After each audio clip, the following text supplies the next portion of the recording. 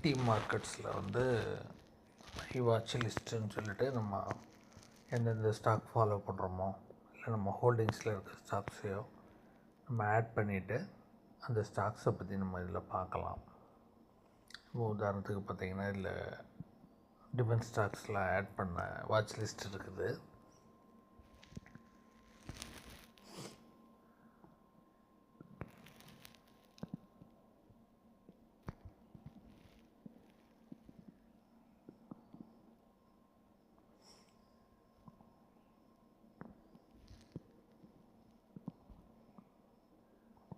One year performance அந்த மாதிரி போட்டுக்கலாம்.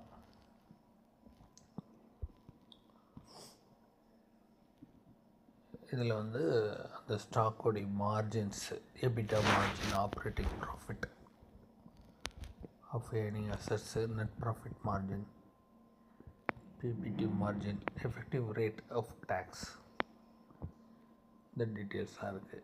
அப்புறம் கீ ரேஷியோஸில் போனீங்கன்னா Z score, ROA, ROCE, CFO by PAT, டெப்ட், இன்வென்ட்ரி டர்ன் ஓவர் அது இருக்குது. ரிலேட்டிவ் ரிட்டர்ன்ஸ், உதாரணத்துக்கு இதில் வந்து நீங்கள் பிஎல் எடுத்துக்கிட்டிங்கன்னா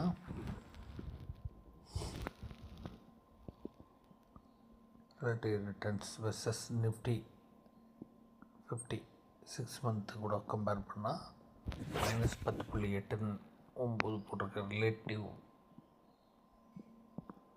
ரிட்டர்ன்ஸ் வெர்சஸ் பிஎஸ்சி.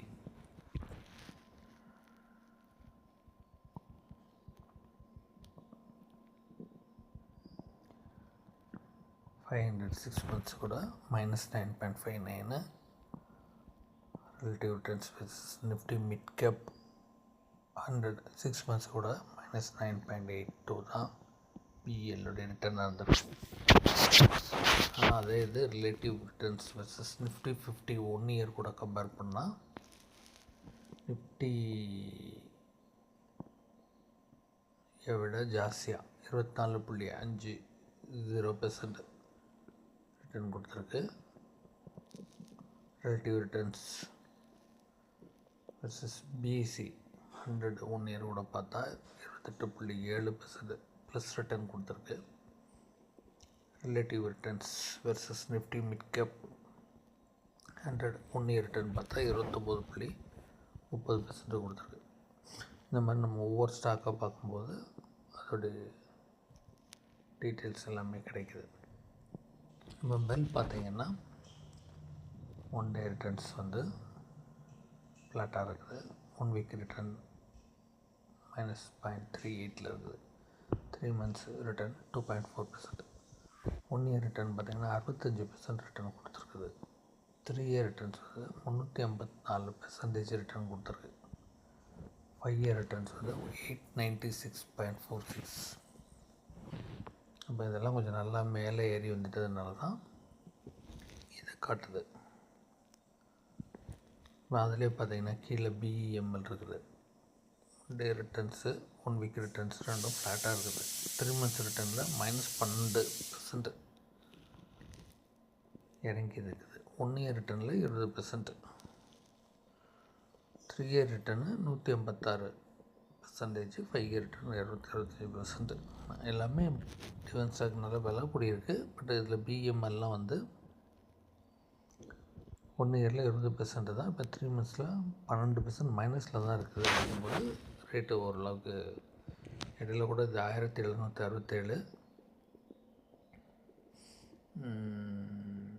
இப்போ ரீசெண்டாக ரிசல்ட் வந்தப்போ கொஞ்சம் இறங்குச்சு. அது ஒரு 8% அந்த மாதிரி. அதுக்கப்புறம் திருப்பி டிஃபென்ஸ் கொஞ்சம் இதாச்சுன்னு ஏறிச்சு. இல்லைன்னா மசகான் டாக்லாம் பார்த்திங்கன்னா இப்போ ரீசெண்டாக பெரிய ரிட்டர்னே இல்லை. 1 இயரில் கூட 11% ப்ளஸ் இருக்குது. 3 monthsல 11% மைனஸில் இருக்குது. ஆனால் அந்த 3 monthsல. ஆனால் 3 இயரில் பார்த்திங்கன்னா 572% ரிட்டர்னு ஹெவியாக. அது அப்போல்லாம் ரொம்ப கம்மியாக இருந்ததுன்னு நினைக்கிறேன். 300 500 இருந்தது. அதுலேருந்து தான் அது இவ்வளோ வந்திருக்குது. பைய ரிட்டனும் 2000% கிட்ட போட்டிருக்காங்க. கமர்ஷியல் இன்ஜினியரிங் இது வந்து உள்ளே போய் பார்த்தீங்கன்னா தெரியும், ஜூபிட்டர் வேகன் அப்படின்னு போட்டிருப்பாங்க. அதுதான் இதில் போட்டிருக்காங்க. இதுவுமே இப்போ 1 இயரில் ரிட்டர்ன்லாம் பெருசாக இல்லை. அந்த 3 இயர் 5 இயர் ரிட்டர்ன் ஹெவியாக காட்டுது.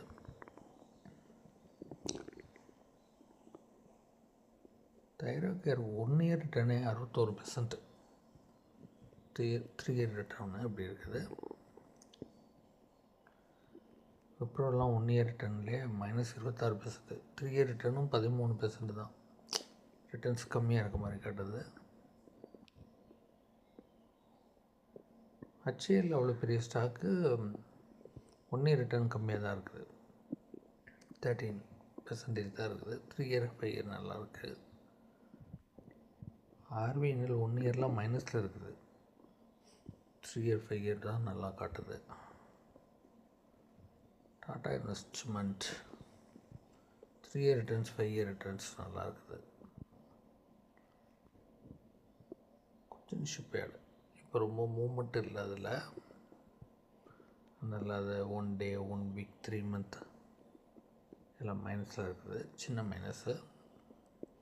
1 இயர் ரிட்டர்னும் சின்ன ப்ளஸ்ஸாக தான் இருக்குது. அது 3 இயர் 5 இயர் அதான் நல்லா காட்டுது.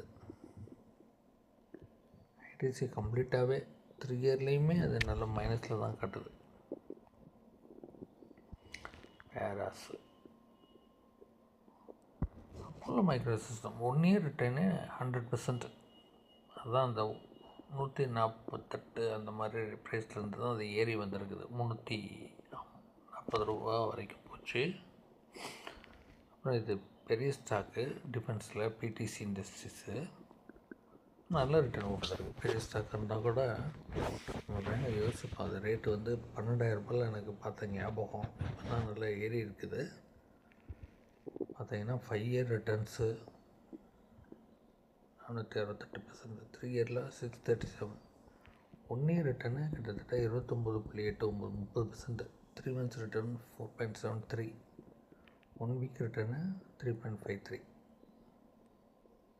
தொடர்ந்து ப்ளஸில் தான் இருக்குது. 1 டே ரிட்டர்ன் தான் 1% மைனஸ் காட்டுது. ஜேஆர்எஸ்சி வாலட்டைலாக இருக்கும் போல், அதனால தான் அது ரிட்டர்னும் இப்படி தான் இருக்குது. 1 வீக்கில் 1.5% மைனஸு, 3 மந்த்ஸில் 10% மைனஸு, 3 மந்த்ஸில் 10% மைனஸ். 2483 இப்போ கரண்ட் ரேட்னா 3 மந்த்ஸில் 240 ரூபா கம்மியாக இருந்துருக்கும். 1 இயர் ரிட்டர்ன்ஸு 71% நல்ல ரிட்டர்ன் தான். 3 இயர் ரிட்டர்னும் நல்லாயிருக்கு 420%. 5 இயர் ரிட்டர்னும் ஜாஸ்தி. எல்லாம் பிடிஎல் அப்படி தான். 3 இயர் 5 இயர் ரிட்டர்ன்ஸ் ஜாஸ்தியாக இருக்குது. 1 இயர் ரிட்டர்னு 3 மந்த்ஸ் ரிட்டர்ன்லாம் டபுள் டிஜிட்டில் தான் இருக்குது. கல்யாண் ஜுவல்லர்ஸ் ரொம்ப நாளாக ரிட்டர்ன் கொடுக்கல போல். 5 இயர் ரிட்டர்ன் தான் ஹெவியாக இருக்குது. 3 இயர் ரிட்டர்னு டபுள் டிஜிட் மைனஸில் இருக்குது. 1 இயர் ரிட்டர்னு 16% மைனஸில் இருக்குது. 3 மந்த் ரிட்டர்ன்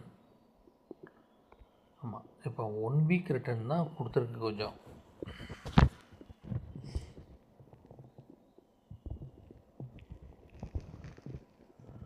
வேறு என்ன ஸ்டாக்கு?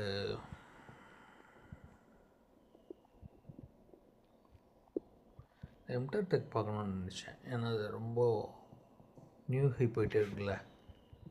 1 வீக் ரிட்டர்னே 4.71%. 3 months return 37%. 3 மாதத்தில் அது ஏறி இருக்குது. கிட்டத்தட்ட 40% ஏறி இருக்குது போல் அது ரேட்டில். 1 இயரில் 142%. அதுக்கு 5 இயர் ரிட்டர்ன் காட்டவே இல்லை. காரணம் அது அதுக்கப்புறம் தான் வந்திருக்கும் போல். அதனால தான் அது சேஸ் பண்ணி போய்ட்டுருக்கு மேலே. ட்ரிவைன் டர்பைன்லாம் நல்ல ஸ்டாக். ஆனால் கிட்டத்தட்ட 1 இயராக அது மைனஸ் தான். 3 இயர் ரிட்டர்னே கம்மியாக தான் இருக்குது. 73% தான் இருக்குது. முன்னே தான் அது நல்லா ஏறி இருக்குது.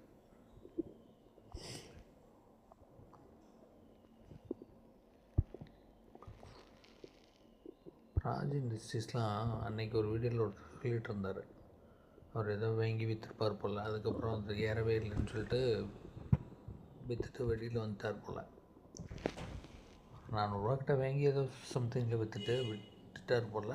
அதுக்கப்புறம் அது ₹600 போச்சான். ஃபாலோ பண்ணியிருப்பார் போல். இப்போ ₹600 போச்சு நம்ம விற்றுட்டோமே நினச்சாராம். அதுக்கப்புறம் அந்த ஸ்டாக் அவர் ஃபாலோ பண்ணவே இல்லையா. அதுக்கப்புறம் இடையில ஒரு பார்க்கும்போது அது ₹800 காமிச்சுதான். ஏப்பா இவ்வளோ தூரம் போயிருக்கா அப்படின்னு நினச்சி விட்டுட்டு அதுக்கப்புறமும் இப்போ ரீசெண்டாக பார்த்தாராம். இப்போ நியூஸில் வர்ற அது அடிபட்டது 15% மேலே ஏர் சென்னைக்கு. அப்போ தான் அவருக்கு தெரியுமா அந்த ஸ்டாக் ₹300 வந்ததா அப்படின்னு. அது இப்போ 330 35 கிட்ட ட்ரேட் ஆகிட்டு இருந்தது. அதெல்லாம் 5 இயர் ரிட்டர்ன்ஸில் நல்லாயிருக்கு. 3 இயரில் மைனஸு, 1 இயரில் 42%. அதுதான் இறங்கியிருக்கு அந்த ரேட்டு. 330னா 42% அது ஹைலேருந்து இறங்கியிருக்கு.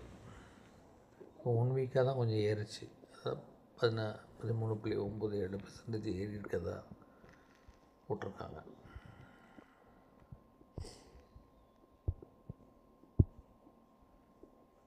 இந்த BHEL நேற்றுக்கு அந்த 5% இறங்குனது அது இதில் வந்துடுது. ஸோ இந்த மாதிரி இருக்கிற டீட்டெயில்ஸ் பார்க்கலாம். நீங்கள் பாருங்கள். ஏர்னிங்ஸ் கொடுத்துருக்காங்க. Net sales quarter and quarter changing 22% plus தான். Net profit 22%. Net sales year and year, net profit இது எல்லாமே பார்த்துட முடியுது. இப்போ BEML எடுத்துக்கிட்டோம்னா net profit quarter and quarter changing BEML இந்த ரிசல்ட் சரியில்லாமல் இருந்ததில் அதனால் மைனஸில் அது காட்டுது. நெட் ப்ராஃபிட்டும் மைனஸில் காட்டுது. அதனால அந்த ஸ்டாக் ரொம்ப இறங்குச்சு.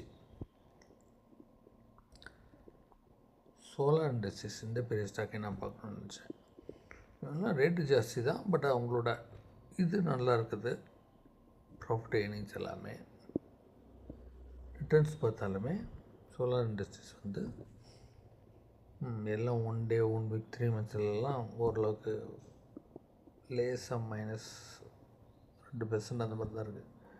1 இயர் ரிட்டர்னிங்கே 52% கொடுத்துருக்கு. அதாவது நம்ம 1 இயரில் காம்பவுண்டிங்கில் மியூச்சுவல் ஃபண்டில் 12% 15% தான் வரும். அப்போ இந்த மாதிரி ஸ்டாக்லாம் பாருங்கள், லாங் டேர்ம்னு எடுத்துக்கிட்டிங்கன்னா எல்லாமே அதோடய ரிட்டர்ன்ஸ் ஹெவியாக இருக்குது. ஏர்னிங்ஸும் அதே மாதிரி நல்லா கொடுத்துருக்காங்க. அப்புறம் கீ மெட்ரிக்ஸ் அப்படின்னு ஒரு ஆப்ஷன்ஸ் இருக்குது. இப்போ சோலார் இண்டஸ்ட்ரிங்க எடுத்தால் அதோடைய மார்க்கெட் கேப் என்ன, இதெல்லாம் ஒரே பேஜில் வர்றதுனால நமக்கு நிறைய ஸ்டாக் நீங்கள் ஃபாலோ பண்ண விரும்புகிறதெல்லாம் அதே மாதிரி ஆட் பண்ணிவிட்டு பார்க்குறதுக்கு ஈஸியாக இருக்கும். இப்போ மார்க்கெட் கேப் பார்த்திங்கன்னா 1,21,664 கோடி. ஆவரேஜ் ரெக்கமெண்டேஷன் ரேட்டிங் பை கொடுத்துருக்காங்க. அதுக்கு 52 வீக் ஹை 17,820 போயிருக்கு. லோவே 8,483 தான். இப்போ BEL பார்த்திங்கன்னா மார்க்கெட்டு கேப் அது ஹையஸ்ட்டு எப்பொழுதுமே தெரியும் 3,19,000 பை தான் கொடுத்துருக்காங்க. 461 வரைக்கும் போயிருக்கு. லோ 240. BEML பரவாயில்ல, அதுவும் பை கொடுத்துருக்காங்க. 2,437 போயிருக்கு. 1,125 தான் லோ. இதில் ஒரு பார்க்கலாம் நம்ம. இப்போ அவன்டாலுக்கெல்லாம் அந்த பை ரேட்டிங் எதுவுமே கொடுக்கல, நில்லாக இருக்குது. Maybe high 215, low 95. Transformers rectifiers TARIL 52 week high 594, 224 தான் லோ. பை தான் சொல்கிறாங்க. அது இப்போ 286 ப்ரைஸில் தான் இருக்குது. ஏர்னிங்ஸ் எப்படி இருக்குன்னு பார்ப்போம். ஏர்னிங்ஸ் நல்ல ஏர்னிங்ஸ், ப்ராஃபிட் தான். ரிட்டர்ன்ஸ் எப்படி கொடுத்துருக்கு, ரிட்டர்னுமே அந்த 1 இயர் ரிட்டர்ன் தான் மைனஸ்ஸு. மிச்சப்படி 1 டே ரிட்டர்ன் ப்ளஸ் தான், 1 week return plus, 3 months returns இதெல்லாம் ரொம்ப கம்மியான ப்ளஸ் இருக்குது. ஆனால் 3 இயர் ரிட்டர்ன்லாம் நல்ல ரிட்டர்ன் கொடுத்துருக்குது. ஸோ இந்த மாதிரி டீட்டெயில் பார்த்துக்கலாம். அப்புறம் கீ மெட்ரிக்ஸில் போனோம்னா